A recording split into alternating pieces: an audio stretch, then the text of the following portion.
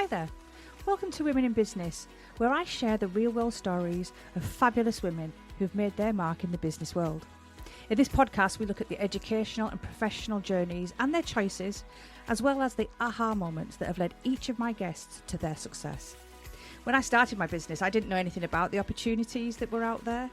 But over time, and especially during the pandemic, I've seen women pivot their careers, create new careers, and shape their own futures. My hope for our listeners, whether you're a young girl dreaming big or a woman ready for a change, that you can find some inspiration in these interviews and see all the different possibilities that are out there for you, and become inspired to create your own journey and go your own path. So let's get started with this week's guest. So thank you very much for coming to my podcast. Tell everybody, who are you and what do you do? I am Andrea Boughton. I am a strategic brand designer, and I've been running my design studio, which is called Beehive Green, for 10 years now. So I work independently, create purposeful branding that kind of transforms smaller brands, generally not for profits, connects them with their audiences. And it's all about kind of being intentional with trying to create the right perception. Done quite a bit of training on brand strategy the last couple of years, so bringing a lot more of that into it as well, a lot more research, so making it more targeted to differentiate from competitors as well as be relevant to the audience, and also, kind of show the personality of the organisation as well. And another one of my things, I suppose, is accessibility. So I'm always making sure, learned quite a lot about that the last couple of years, so making sure that everything I do is accessible as well. A lot of people really don't realise the things that you can look at, which are really quite simple, but kind of little small tweaks can make things more accessible, which ultimately is more practical, really, and more people can access your communications. So that's kind of what I do in a nutshell at the moment. Yeah. Cool. So I always go back to the beginning, not back to when Andrea was born, but when Andrea was a little girl and she was at school. Were you creative back then? Did you choose subjects that were in the creative field? Yeah, very much so. So I always enjoyed art, especially, but also creative writing and things like that. But I was pretty academic at school. So I was a bit of an all-rounder, but probably less towards the science, and definitely not PE. I was that one that was the last one to be picked on my team. Although I do quite a bit of exercise now, but then it was, I enjoy it, but I'm just not necessarily that good at it. But the creative stuff I loved and always did really well at from a very young age. Did you do art at GCSE? I did art GCSE, art at A level, and then it was kind of thinking, because I didn't really know what graphic design was even at that point. Art A level was still, oil painting and things like that on canvases. We did a bit of pottery and a bit of a few different things, but it was more in the fine art sort of realms. So I knew I wanted to do something creative, wasn't quite sure what. But before you go, I don't know if it's still the case now, before you go on to university to do like a kind of arty type degree, you do something called an art foundation course, which is a 1-year course, and you kind of do lots of little different modules of different things. So we did photography, fine art, sculpture, graphic design, and that's when I first sort of discovered graphic design, and I really liked it because it was that kind of combination, I guess, of problem solving. You're actually doing something that you're kind of having to think about. You're trying to please your clients as well as creating something that's aesthetically pleasing. So that was a bit of a eureka moment, really, and that's when I decided to carry on with graphic design, and then went on to university to do graphic design. So I very much followed in the kind of what you would expect the footsteps for what I do now, really. So where did you go to university? I went to university in Coventry. Did you? My sister went to Coventry. Did she? So when I was doing my A levels, she went to uni in Coventry, and then I used to get sent there during half term. So I used to get to go and hang out with all the university students with my sister. Oh, So cool. yeah, being that both her and her husband went to Coventry. Oh, did they? Yeah. Yes, Well, I've still yeah. got friends from those days in the freelance community as well. So, yeah, it was a great time. I actually wouldn't say the course I did was that amazing. We did, like, it's touched on starting to use software and things like that, but really you can't, what you get out of practical design, working for clients and learning how to do things that way, just teaches you so much more quickly. So when you're studying, it's always about this ideal project that would look like this, and it never works like that, because you've got to keep your clients happy, you've got a timeline to stick to, there might only be a certain amount of money in the budget, so that you really got to kind of work quite smartly, really, to make sure it ticks all the boxes. So much as I enjoyed university, I definitely got more from working practically afterwards. So you say that when you were doing introduction to software, so obviously, was it? I mean, I think now it would be like quite. Well, I don't know. I don't. I've not done graphic design at university, but is it more digital now, graphic design? You think Well, I than? think what it was basically, so I was at university from 95 to 98. So we didn't all have our own computers. I think I got my first mobile phone then. I think we had like shared email addresses, maybe. So it wasn't, we just weren't digital then. So it was much more print orientated, the course that I did. And in fact, we had a choice in the second year to branch off to what was called multimedia or communications. I said, which is more print. But everyone, we didn't even know. We were like, what is multimedia? Some people went off and did it, but I was like, what the hell are they doing? We had no idea what it even was. And I think know. I tried to explain to my 21-year-old because obviously we were at the, I was in university in 95 in Manchester, and but my boyfriend who I lived with was a computer programmer, so I was up. I had like access. Computers were everywhere, but internet wasn't, no, and and emails was Pegasus. It was like just starting out, yeah, and things like that. I mean, and my son is like, "What do you mean?" It's like, no, we didn't have, Wikipedia and all those things to just type into Google and find out the exactly. information. It We was had to so go different. elsewhere. We had a So computer yes, suite we had access to, but you'd get like a couple of hours for the whole, with your floppy disk, yeah, just so yeah, that you could save it. and I did actually buy my first Mac when I was at university. I think maybe a third year student was selling one, so I bought it off of them. And I remember I used to be sitting in my room, and I used to save something I created in Photoshop. You could literally go and make a cup of tea, have a wander around the house, come back, and it'd still be, everything took so much longer. So a lot of it was handcrafted sort of stuff, really, because it was just more practical. And if you wanted to get something printed, you had to go to the print shop and all of these things. It was just a bit more legwork, really, and everything took a lot longer. So design now, you can do something that looks slick and good, so the touch of a button, really. But it wasn't the case then. And I know obviously people a few years before me would have been more the proper typesetting, cutting and pasting, and all those sorts of things. But That blows my mind, that about the whole yeah, typesetting and cutting things out and pasting them down and to like get the layout and things. yeah, Then obviously we've grown up at the time, obviously, we've used computers, and like you say, it's like just dead easy to copy and paste and move exactly. things around. Yeah, Yeah, those yeah. poor people before us that had it so much harder have to have our the magic of computers. So when you left university, then did you? Oh, actually, before we go on to before I ask you that, I wanted to say that I agree completely with you. You were saying about how you go to university and you learn sort of a way of doing something for an imaginary client that you never actually meet in real life. So the studying part is good, but life experience really does help, doesn't it? With Totally, obviously relating to your customers and everything. So from totally. leaving university, where did you go? Did you pound the streets looking for a graphic design job, or did you go elsewhere? Kind of, yeah. So I live in Hertfordshire, so I went back home to my parents, and because I'm quite close to London, it meant lugging what was a big, heavy portfolio. Your arm would be, hanging off by the end of the day around different places.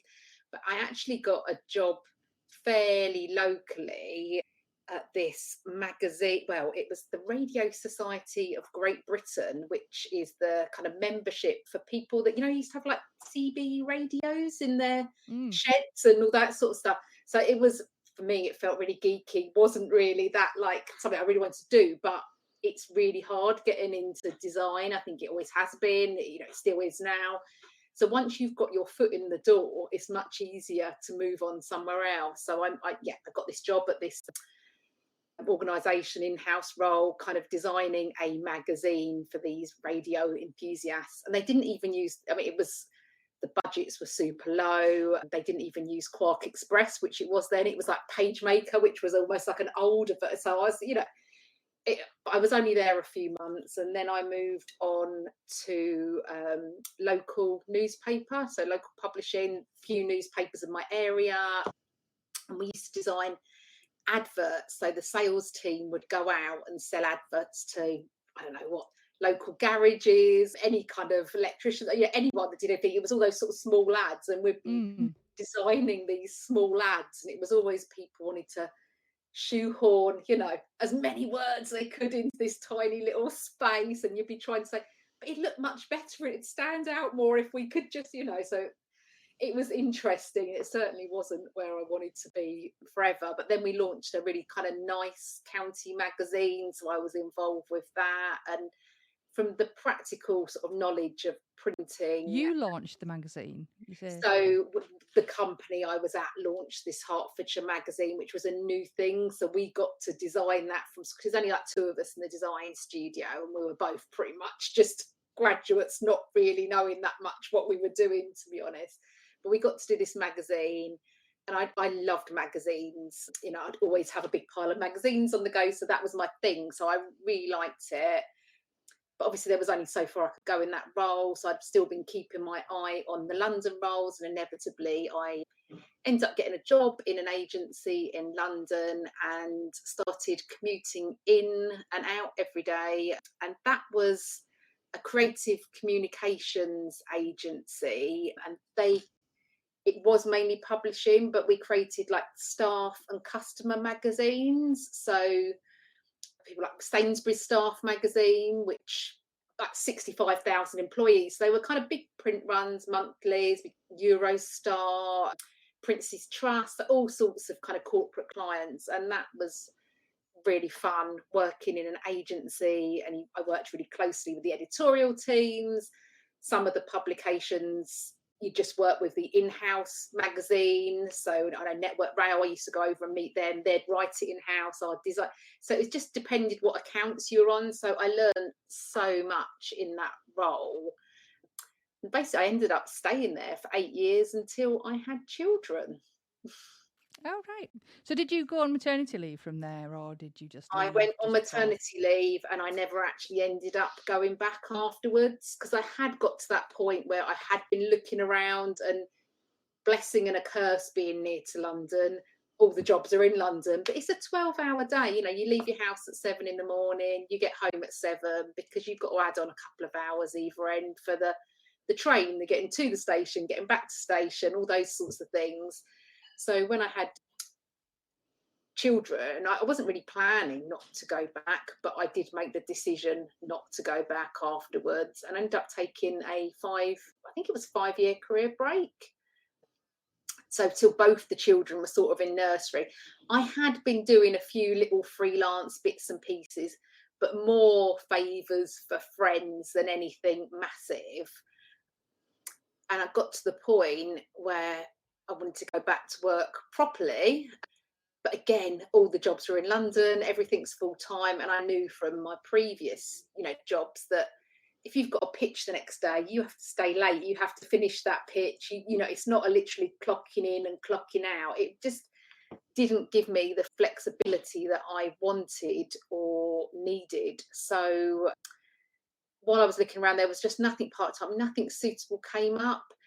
And I just started doing a few more freelance bits, really. There was a lady that I met at Zumba that said her company needed a few bits and pieces, so I'd let them down. I'm still working with them, now, which is, and actually one of my biggest clients, because actually it was local authority, and they've got, I've designed so many brands for them.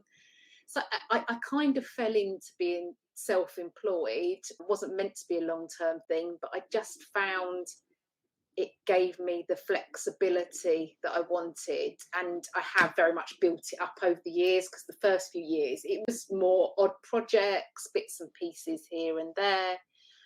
And then, slowly over time, as the kids got a bit bigger, I just went in bigger myself, really. And things like finding, the being freelance community, which was probably about 5 years ago for me, made a big change. Just meeting people, networking people, getting on social media.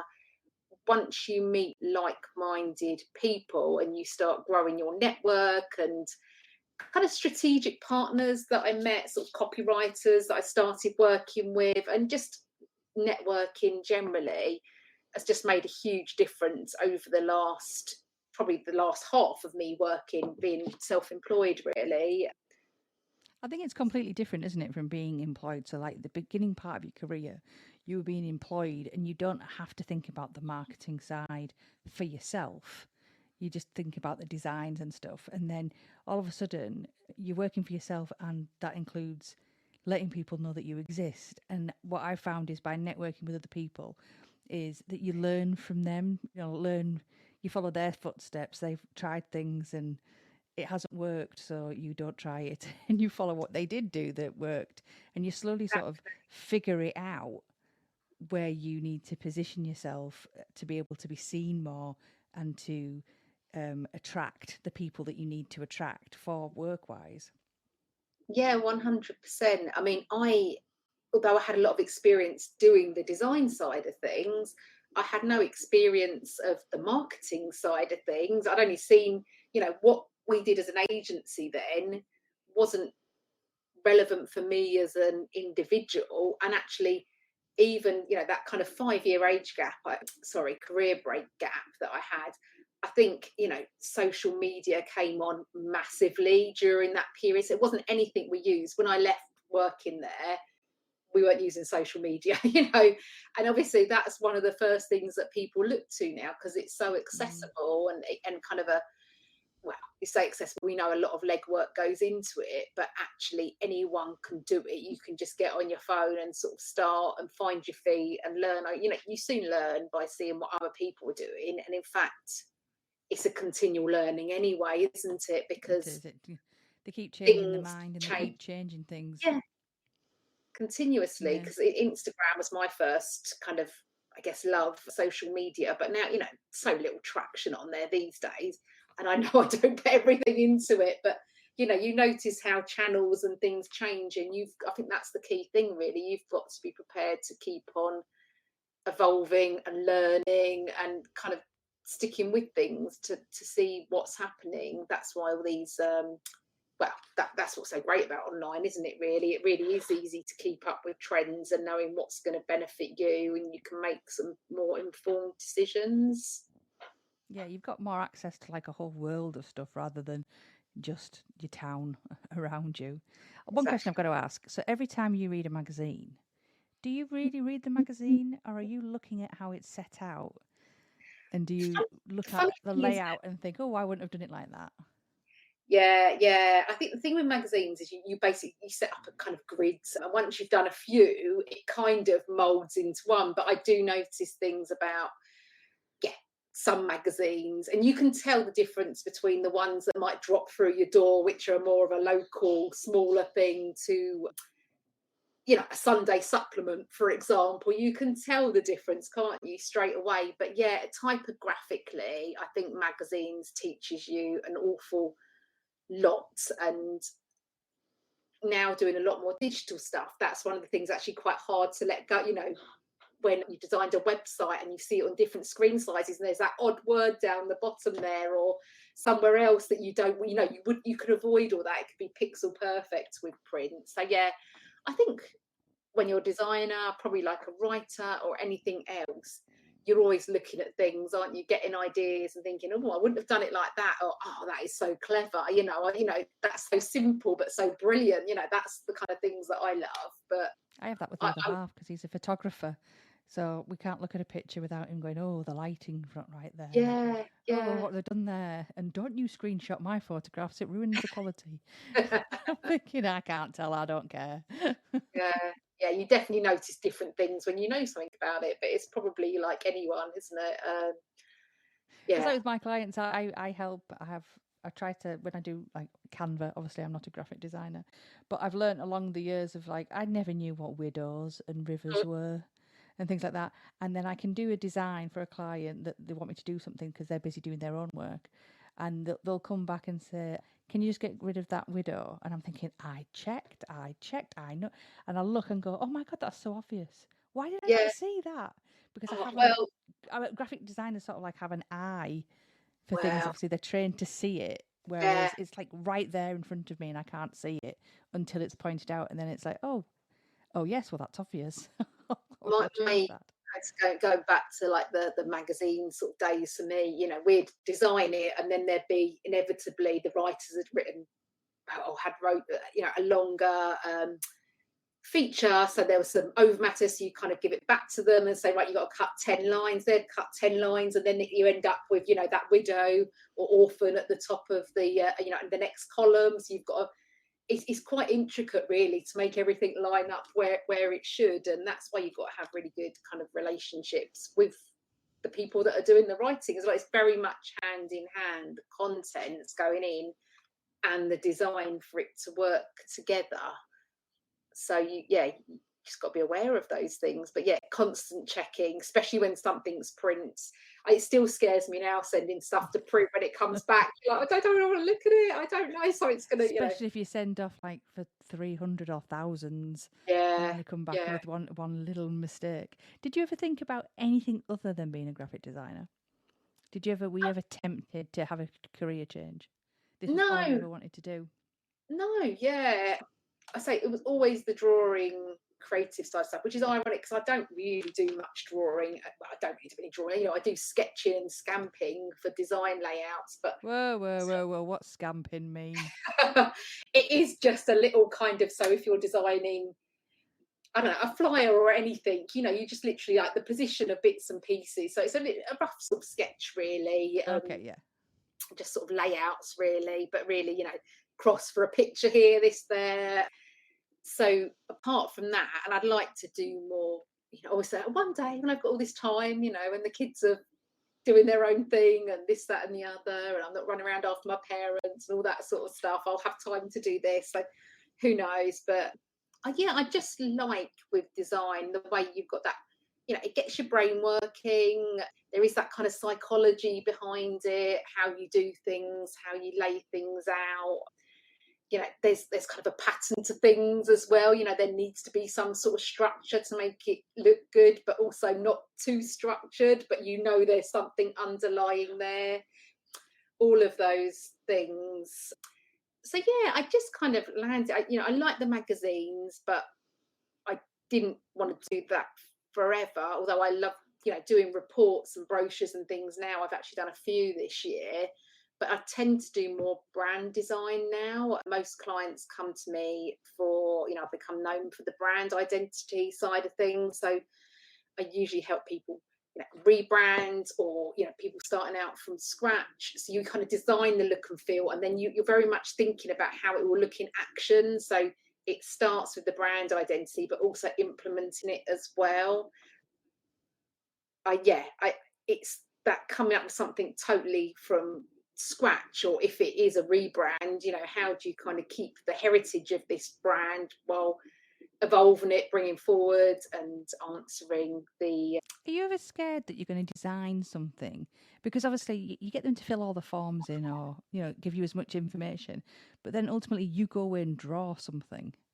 Are you always worried, or any time worried of like showing it to them and they don't like it because it doesn't fit to what they... I find art is just one of those elusive things, like how someone can draw something that they can see in front of them, and the other, like how can people take words and ideas and then create this logo that obviously all of the brand designers I know, I'm not, yeah, they all end up, everybody loves the design anyway, and it just fits right.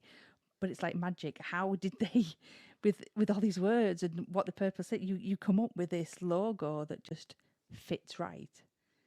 Well, I think it is all about understanding that kind of personality you're trying to convey, and then you've got an idea in your head, but also when you're doing that research, so if everyone in the sector is looking a certain way and actually that fits the personality really well, but you want to look a bit different, so you think about a different way of doing things. So a lot of it is that kind of thinking smart first. And I've been doing this for quite a while now, so I've got quite a well-honed process for creating brands, which obviously starts the discovery, asking questions, but then actually having conversations and kind of, what do you actually mean by that? Because sometimes people will write something down and my interpretation of whatever that word or phrase means is something totally different to them.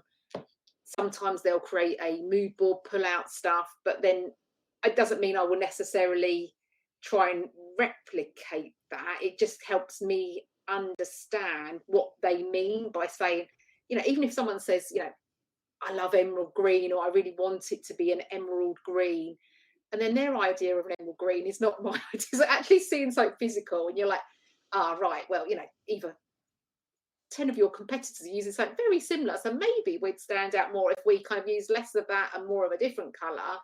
Or it's just thinking, or actually that color is really bright and vibrant, but you want to have something that's a little bit more reserved in feel, so maybe we shouldn't use those. So it's kind of understanding what people think are relevant, having conversations about it.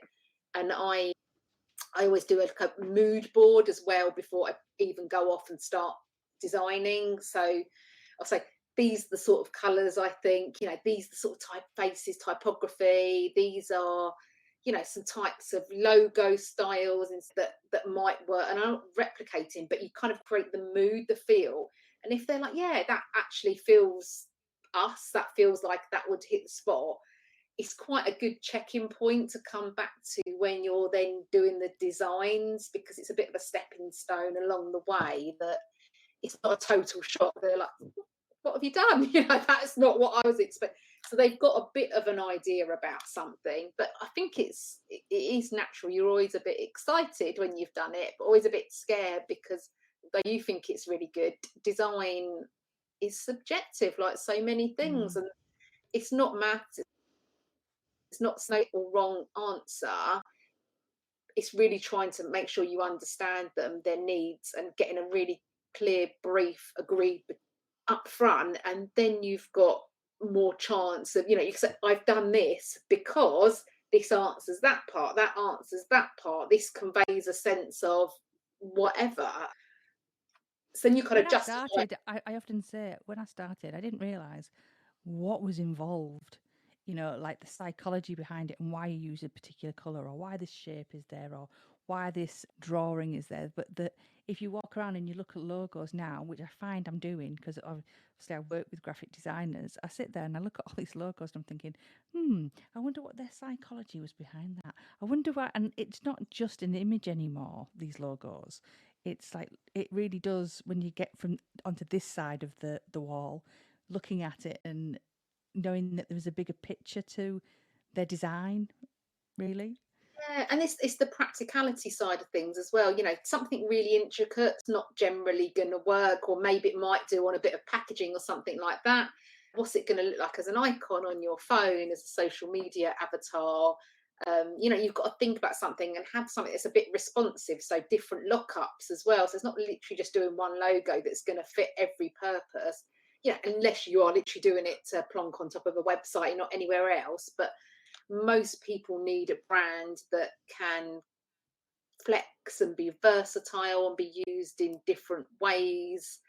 The color side of things, some colors are or a lot of colors will look very different on screen to what they will do in print. So people, why is it really vibrant here and it's really dull when I see it? Because it's the printing process. So understand where people are going to be able to, where people are going to be able to use their brand is really important. So you can make sure that you're getting colours that are going to replicate the right way. So some people, if they're not printing, it doesn't really matter so much, but as long as they're aware that if they ever do print things, they're either going to need a special ink, or it's going to be as close as possible, but it's not going to be spot on, because colour is one of the things that's really hard to keep consistent across print and digital, unless you've got, lots of money to throw at it, really. So I think I never knew that you could copyright colour.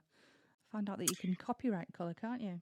well, there's that famous Tiffany one, isn't there? Tiffany blue is their colour. They've got that copyrighted. But yeah, you can copyright all sorts of stuff. It's quite interesting, actually. In fact, I am doing how can they stop me from using this red? It's red. I've always used this red, but it's yeah, not. It's like just a minuscule amount of different ink makes it's a different red, and therefore can copyright it. yeah.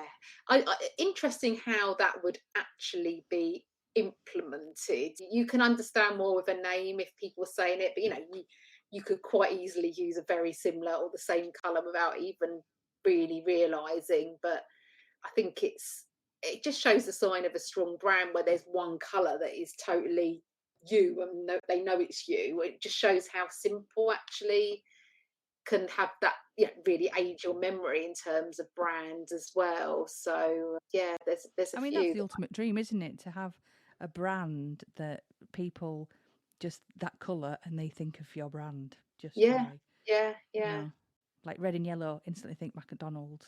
Yeah. You got your Cadbury's purple, haven't you? And there's lots. But some I think there was a brand I was working on last year, and we were looking at blue and yellow, and that's IKEA. Can we not use that, because that's like totally different sector to you. It's just looking at your market and be relevant, because there are an infinite amount of kind of colours, aren't there? But it's what's you really need to look closely at your kind of sector, what you're doing, and try to protect that, really. But there's it's even when you trademark a name, you kind of trademark it in different categories and things like that. So you obviously, bigger brands can look at everything that's out there, but it's hard to be totally unique because there's more brands, more and more all the time. So it's really being quite as savvy about it as possible, really. It doesn't matter if my brand, she doesn't, but it looks like IKEA's, because I'm not competing against IKEA in any way, shape or form. So it's just being mindful of that, really, that it doesn't need to be totally unique. It's just differentiating you where you need to be seen. Yeah, because not everybody's going to be seeing your thing, is there? It's people in your circle, your area, like you say, industry. It's not going to be the whole world. Otherwise, we'd never be using blue and yellow ever again, because we'll all just be thinking of IKEA. So if another, say somebody decided to come back into work after having children, or there's that girl who's just done graphic design at university and is stepping out into the world, what bit of advice would you give them? I think it is thinking commercially and practically, as well as kind of the art. It is a mixture of sort of art, science, with that practical side of things as well. I actually do some mentoring. Not necessarily people want to go into my field, but often the people I'm paired with it is because they're interested in. Understanding the value of your network and your connections is a massive one. Obviously you need to make sure your craft is as good as it can be. Get a portfolio that represents the work you want to be doing. Just put that in it. Don't put all of my work on my website portfolio is the brand design work, which is my favoured stuff to do. So don't, and also putting the type of brands and things that you want to be working with, because you tend to get more of what you show. So it's thinking about being relevant and just being personable, really, asking questions and trying different things, because that's how you learn, right? Isn't it? By sometimes not always getting it right. None of us do. No one's perfect. No, they do say you have to fail to be able to learn. Right, yeah. Obviously, you learn from your mistakes and everything. So, yeah, cool. Yeah, I see what you're saying about the whole portfolio thing. If you're eager and you leave university and you put everything you've drawn for the last 3 years then it's just like casting it out, or like casting a lot of pebbles into the sea.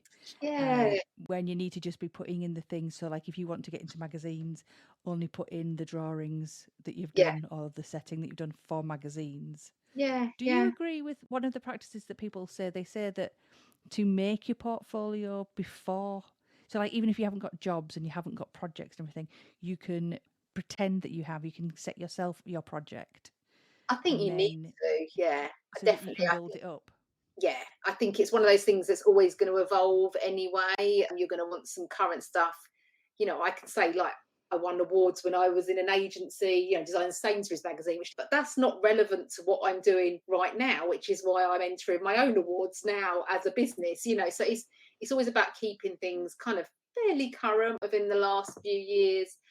Yeah, you can definitely do sample projects to create some sort of portfolio. You need something because people are going to want to see your creative ideas.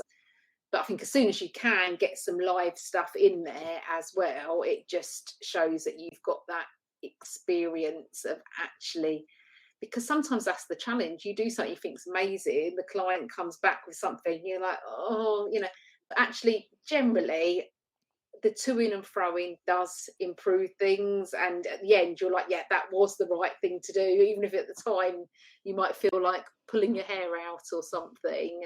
It's just part of the process, and understanding that don't get too deflated about things as well. Just so I am mentoring with the University of Hertfordshire at the moment, so I'm actually just finished mentoring a third year film students. They're creative, but they're not obviously design, but actually I did a brand identity for the local film office here in Hertfordshire last year. So I've actually got quite a few contacts in sort of industry. So I've managed to actually set them up with some meetings and things, because this film office is based over at the new Sky Studios over there in Hertfordshire. So yeah, mentors, career mentoring. So really just that, because a lot of these creative industries, people will go out and be freelance pretty much from day one. Some of these, so you can kind of give them your experience of running a business and that as well. And also I'm mentoring for a charity called Believe at the moment, which is a charity that mentors girls. I think it's from like 8 to 22 in age, and they're based in South London, but I'm on their virtual mentoring. So I am currently mentoring a sixth form student who is looking to apply to, well, maybe university. She's kind of interested in marketing. She's kind of, well, we're exploring some options together actually. So it's just being a sounding board. So I feel like actually going through the brand design and design process, you often are acting as a bit of a mentor to your clients. Like really saying, so why do you think that, really, Yeah. and have you thought about this? And that's, so it's kind of, it's very similar in a lot of ways, but it's nice to give back by doing these things. And, it's, for me, if I have charity clients, which I do from time to time, or non-profit, they get slightly reduced rates. I might put in a few more deliverables on top, but I can't do a whole brand identity and just hand it over pro bono, because that's months of work. So it's how you can kind of give back as well with the time you've got available. So the mentoring typically takes a couple of hours a month, and yeah, it's nice to That's help really young. good. I like the there's a few freelancers that I know that you've all been doing mentoring. I think that's a really good idea. I think it's really useful as well. I mean, It's because something I they wish leave I'd. university and they need to know. Yeah, yeah. We didn't get offered this sort of stuff, or I certainly wasn't aware of anything like this when I left. I might have been too shy to kind of take it up. I don't know, but I think the way I look at it is, if I had what I can help other people with back then, I would really have benefited from it. So I think it's worth doing, because like when you're self-employed, other people in your family, you can't necessarily talk to them back. They don't understand. You need to talk to people that know what it's like, don't you, to really, Yeah. so when you've got a step That's why ahead in business your career. coaches and like your Yeah, networking and things like that, they really come in yeah, handy. yeah. Well, thank you for coming and talking to me and telling me all about your graphic design and everything. I hope it's not been too painful. Thank you, Erin, for having me on here. It's been really nice chatting about it. And actually, yeah, just when you look back, you realise, wow, it's been well, 98, yeah. Over 25 years now since I left university. Where did that time go? I just don't know. Oh, no.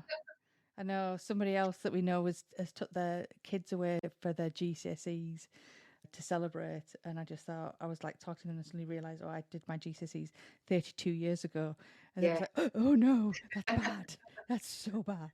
I actually did that. I took my Terrible. daughter away last week. She's just finished her GCSEs. So we had a little kind of mum and daughter mini break, which was very nice. So yeah. I got a chippy tea, so I got 32 years ago. Yeah. Chippy tea. I know.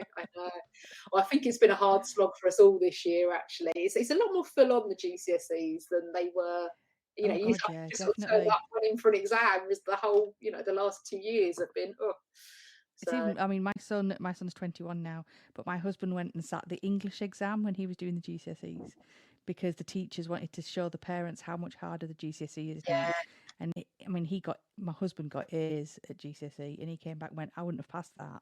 yeah. So that was really, really hard. It's always, Anyway, yeah. We could chat all day, I know. I know it keeps going, but thanks very much. Talk to you Thank soon. you, Erin.